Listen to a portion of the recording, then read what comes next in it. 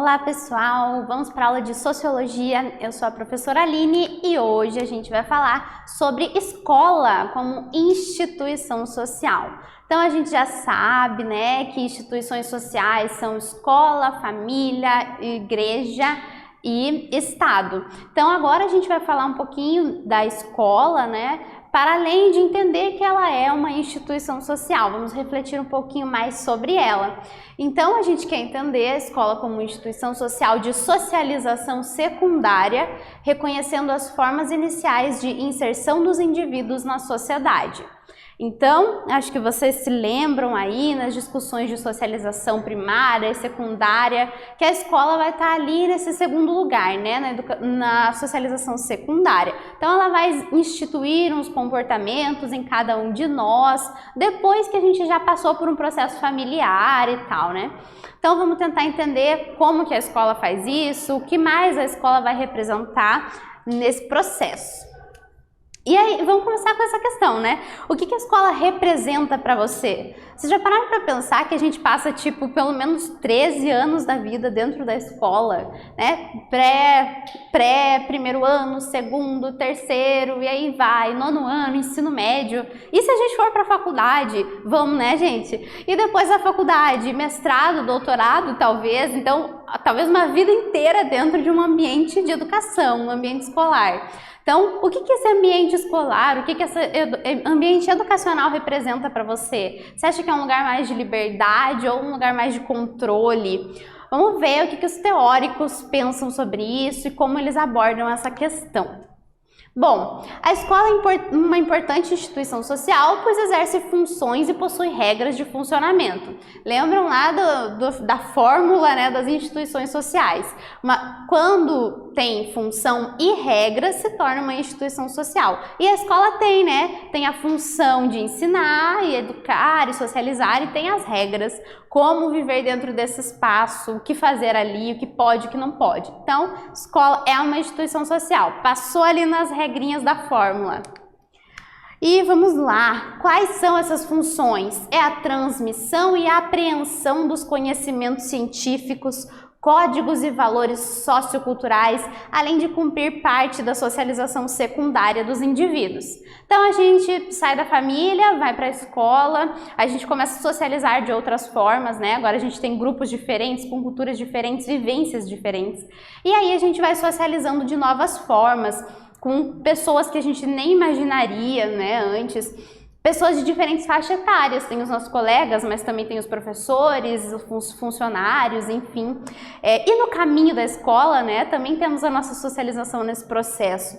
Então a escola vai ter como essa função a socialização e também, né, a parte de ensino, a transmissão aí do conhecimento, o diálogo, a instigar ao senso crítico, né, todas essas coisas que a gente vive aí no dia a dia da escola. E as regras, né? Vamos para a parte difícil, as regras. Obrigatoriedade para crianças e adolescentes, obediência às regras no seu interior, como o uso do uniforme, horários, avaliações, controle de faltas, execução de tarefas e etc. Muitas coisas aqui, né? A gente tem até uma imagenzinha, regras de convivência na escola. Use as palavrinhas mágicas, lembram disso? Por favor, obrigado, desculpe, com licença, respeite as pessoas, cuide da sala e do material, fale baixo e não corra nos corredores, seja participativo na sala de aula. E em tempos de pandemia, né, tem lá usar máscara, 1,5 metro de distância, cumprimente com o cotovelo, são muitas regras, a gente tem que estar se adaptando sempre, dependendo do contexto, do espaço, a gente está se adaptando às novas regras aí na escola. A escola é como se fosse uma pequena sociedade, né? Então ali a gente vai ter inúmeras regras.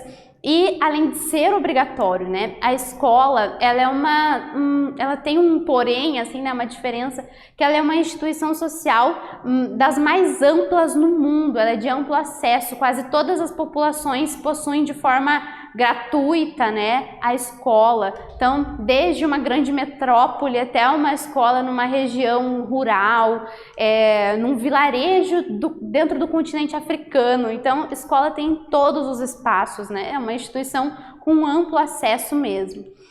E, além desse amplo acesso, né, em muitos desses lugares vai ter essa obrigatoriedade e cheio de regras lá dentro. Essa coisa do uniforme, obedecer, fazer as tarefas e coisas do nosso dia a dia, né, do nosso cotidiano. E o controle social envolve a organização, a disciplinarização, o controle dos agentes envolvidos. Então, assim, já refletiram que talvez a escola esteja nos ambientando para um futuro em que a gente tenha que usar uniforme numa empresa, que a gente tenha que entrar na hora certa, fazer o horário de almoço na hora certa, né, o intervalo. Talvez esse controle tenha a ver com nos preparar para um futuro, para o mundo do trabalho, quem sabe. Isso vai ser essa questão da socialização, né, e também de um controle. Por que a gente está sendo disciplinado a obedecer, a sentar sempre em fileira, né? Tem uma questão do controle. E já vamos de atividade para ver como que vocês estão pensando essa ideia aí da escola como socializadora. Temos uma charge da conhecida Mafalda. Vamos lá. Péssimo. A professora me deu péssimo outra vez. É para isso que a gente vai à escola todo dia? Se eu viesse de vez em quando ainda vai, mas fazer isso com um freguês, então o amigo da Mafalda tá revoltado ali, né? Porque a professora escreve péssimo nas atividades dele e assim, ele tá dizendo, se eu viesse aqui de vez em quando, tudo bem, mas eu tô aqui todos os dias, um freguês assíduo da escola. O que vocês acham que ele quer dizer com essa palavrinha de freguês? Vamos para a atividade. A partir das definições apresentadas e desse quadrinho, escreva um parágrafo sobre as normas escolares e o controle social exercido no processo de ensino e aprendizagem. Então pensem nas definições e nas vivências de vocês. Daqui a pouco a gente volta.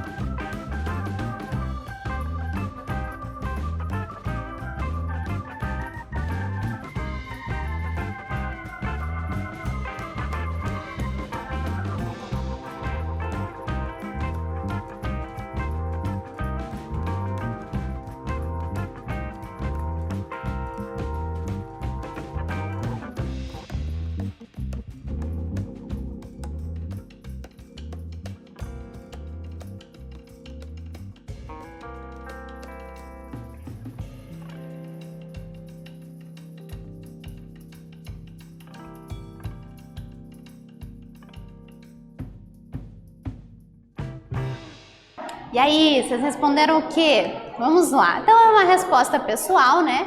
Mas você deve descrever as regras da instituição escolar. São diversas. Pense na sua escola para responder. Vocês já responderam, né? E aposto que vocês pensaram aí na escola de vocês, quais são as regras, será que vocês seguem essas regras ou não muito?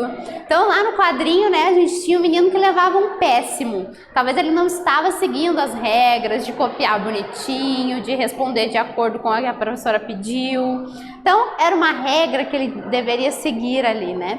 E nós temos diariamente, muitas vezes a gente nem percebe que são regras que estão sendo impostas a nós, né? A gente está tão acostumado com aquele sistema, sempre foi assim, meus pais faziam assim, meus avós faziam assim, e a gente vai seguindo e não percebe, né, essa imposição dessas regras. Vamos continuar então. Escola e socialização secundária. Agora a gente vai ver alguns sociólogos contemporâneos que pensam nessa questão da escola, começando com Berger e Luckmann. Esses senhorizinhos que estamos vendo na imagem, felizes, eles vão definir a socialização secundária como um processo subsequente que introduz um indivíduo já socializado em novos setores do mundo objetivo de sua sociedade. Então, assim, o que é essa socialização secundária? A gente já está socializado pela família e pelo Estado, talvez até pela igreja. Mas a gente vai socializar um pouquinho mais agora, né? Então a gente vai para um outro processo de socialização. A gente vai entrar em novos mundos, novos submundos de um mundo objetivo, né? A socialização secundária é a interiorização de submundos institucionais ou baseados em instituições. Então, quando a gente está falando de submundos, é aquilo que eu comentei de ser uma pequena sociedade, né? Então, na igreja tem uma pequena sociedade, na escola uma outra pequena sociedade. E a gente está num mundo maior, na grande sociedade, a gente já vive lá, no mundinho da nossa família. E aí a gente vai entrando em novos espaços de socialização, que vão ter as regras, etc, e funções. Então, pensem sempre na escola como esse ambiente de socialização secundária. Então, ela vai vir depois da família, como eu já comentei com vocês, né? A gente vai entrar em contato com culturas diferentes e tal. É isso que vão ser os submundos, né? Parece complexo, mas é simples. Vários outros mundinhos que a gente vai entrando e aprendendo coisas novas. Então, além do próprio conhecimento que a gente vai adquirir ali, das matérias, filosofia, biologia, a gente vai ter contato com pessoas que já passaram por outras socializações, né? Então, a gente vai começando a ver novas séries, ouvir novas músicas, mudando o nosso estilo de se vestir, conforme a gente vai observando outras pessoas e coisas que nos chamam a atenção, né? Então, a socialização. E vocês se socializam como, né? Como que vocês vão influenciar a partir das suas vivências? Se vistam como eu, né? Ouçam as minhas músicas. E é isso, né? É um processo de diálogo. E o Durkheim, voltamos para o Durkheim. Todo dia o Durkheim aparece nas aulas de sociologia. O Durkheim tem um livro chamado Educação e Sociologia, então ele fala muito disso, né? E vocês devem se lembrar que o Durkheim é o cara que primeiro falou sobre socialização, sobre instituições sociais. Então os novos vêm, mas a gente tem que ir lá para o clássico falar, ó, Durkheim já falava disso. Então o Durkheim diz, a educação é a ação exercida pelas gerações adultas sobre aquelas que não estão ainda maduras para a vida social. Então tem que ter ali, né, a geração adulta falando, ei, vocês não estão maduros o suficiente para a vida social, vamos ensinar para vocês como é que funciona. É através da educação que a criança aprende a conviver na sociedade, reconhecendo o outro e incorporando como hábito as imposições e exigências do meio social. Então, é na escola que a gente vai se habituando com o mundo real. Por quê? Porque enquanto a gente estava lá na família, as coisas eram muito próximas de nós, né? Então a gente aprendia as regras com os nossos pais e se eram eles que ensinavam aquelas regras, eles também respeitavam. As pessoas próximas da gente têm costumes parecidos, mas a gente vai para a escola, é uma galera completamente diferente, né? Então a gente vai ter que conviver com o outro, com o diferente e reconhecer o outro, né? E aí, é por isso que existem alguns impactos quando a gente chega na escola, né? e ao longo da infância e da adolescência, de pessoas que não conseguem reconhecer esse outro, não conseguem viver com a diferença. E a escola precisa ser esse espaço que abraça a diferença, né? Que vai acolher todas as pessoas, independente de socializações que elas já vieram anteriormente, independente da sua cultura anterior, da sua religião, da sua região em que mora, né? E é isso, né?